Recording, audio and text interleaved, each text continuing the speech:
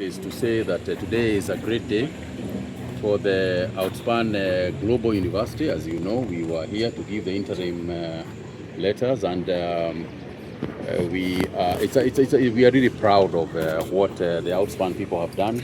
Dr. Kirohe and his team, they have concluded a vision today that I believe is going to impact not just this county, but our nation and medical fraternity as a whole.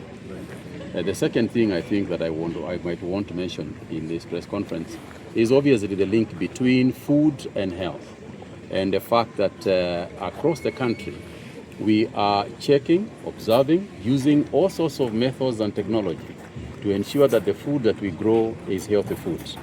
As you know, we have banned about 77 pesticides.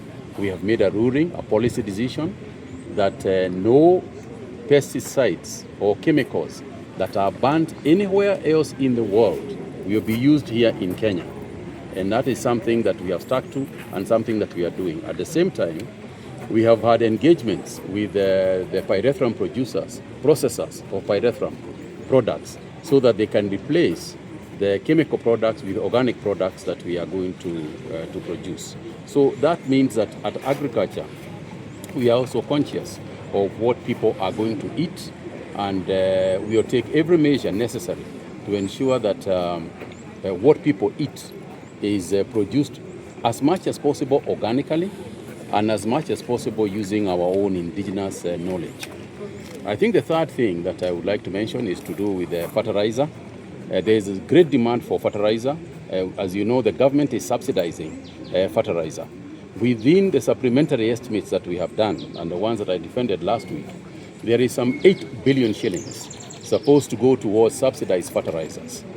And that since December, towards this planting season, we have distributed some 3 million bags of fertilizer, and are going to distribute another maybe 1.5 million bags. So the reason why it's scrambling for fertilizer is logistical issues. We are working on them. I know that areas such as here, Uasin Gishu and so on, have been called by people across the country, but I know that NCPB is doing whatever they can to ensure that we deliver fertilizer. We don't have a shortage of fertilizer in the country. Let me first of all clarify that. The suppliers of fertilizer have fertilizer. Some of the ones who have not been delivering, because of the slowness of the payment of the subsidies, have begun to do so, because, as you know, we are passing supplementaries in the next 2 weeks. But they'll also be paid some money upfront, even before the supplementaries come. So we are assuring the suppliers not to worry. They'll get their money. But we are also assuring the farmers not to worry. We have enough fertilizer. But what we want to do is to ensure that they get it in good time. There is no point of getting fertilizer after the rains have passed. I think the final thing that I wanted to also talk about is to do with the situation, the global situation that currently exists in the Middle East, and the impact it is likely to have on us in agriculture. First and foremost, there are some products that have already begun to be impacted. For example, we sent to the Middle East about 300 million shillings worth of meat and animal products every week. And that is obviously something we have to think about, particularly the products that we have been selling, food products that we have been selling to Iran. That has obviously been impacted. As you know, we also have our distribution point for tea in Dubai. The DMCC in Dubai is where we mix some of our teas, particularly for some of the Middle East countries.